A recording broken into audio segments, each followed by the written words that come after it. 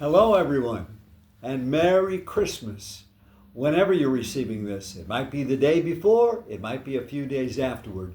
Christmas is more than a day, it's a season.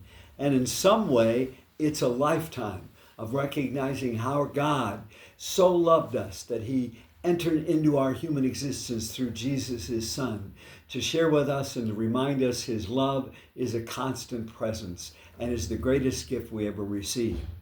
What I want to share today is actually a story I've shared before. But you know, when you think about it, Christmas is a great time for telling stories of previous memories. And so you probably have a memory when I tell you this story that you've heard, that probably I mentioned it a couple of years ago. Think of a story in your own life, maybe you hadn't thought about, maybe that it touched your life and was significant, and maybe you'd want to share with other people, or if not, even remember it yourself as a way to bring a smile and a sense of the goodness of and love of what Jesus is all about in Christmas. Anyway, here's the story. I was at the University of Akron almost 60 years ago now, so I've been around. And I can remember, a lot of you know that that's when I first entered into a deeper relationship with Jesus Christ as someone real, as someone who was born into our world that I came to appreciate and not take for granted. Through that, I became part of the Catholic community. And in that community, though, again, fundamentally Christian, fundamentally for all of us, whatever our faith tradition is, that to remember that faith wants to move us to a greater sense that all of life is gift and are called to love one another. So going to the story goes back, as I said, almost 60 years ago. I'm at the Newman Center, which is the Catholic Student Center at the University of Akron. And one of the things we decided to do, which a lot of people do at Christmas, we decided to go out and sing Christmas carols, especially to people who were lonely, people who were homebound in the neighborhood of the University of Akron. And we felt good about that because it reminded me, because up until that time in my life, Christmas, I have to admit, in my high school years, I wasn't thinking that much about other people and how to touch their lives and bring them a little more joy. But now that I came to this deeper relationship with Jesus Christ and the beautiful, as I mentioned previous, the Christmas story and the story of Jesus as an adult and through the years, calling us to recognize the greatest joy we can have in our life is not what we get, but what we give. And so anyway, that particular day we did. Well, that night actually, we went out to a number of homes and sang Christmas carols. Again, I remember that so well, especially one family that I'm going to mention again, that stays with me even all these years and reminds me of fundamentally what Christmas is all about.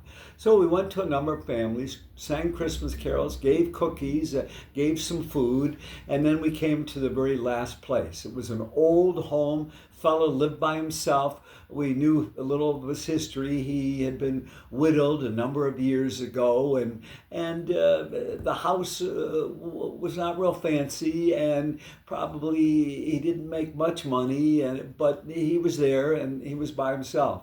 So we went in, we sang the carols. I think we all, including myself, felt good that we could bring him a little joy. And you could see that meant a lot to him, having young people show up and give him some attention.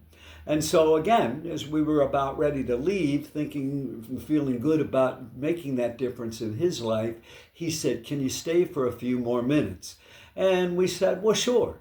Well, he went in another room, and we didn't know what he was doing in there, if he was getting something for us, but we waited, and he came out with a saw. And we were like, "A saw? What's that all about?" We had no idea. But he sat down, and by the way, I didn't mention this fellow was almost totally blind. And so coming in with the saw, and he said, I want to play something for you. And so he got the saw, he bent it the way you do, you've probably seen this, and he played Silent Night. And all of us were in tears. And you could see as he played that saw, he felt so good about playing it and sharing it with us. He knew that the heart of Christmas is not only what he received, sure, from us he got a visit, but also what he could give to us. And it humbled us too, because I think in a way at the time I thought, oh, this is great, isn't this wonderful? We're making a difference in this person's life. Yes, that's good, but I know at times can get too caught up in, oh, I feel so good for what I'm doing for others.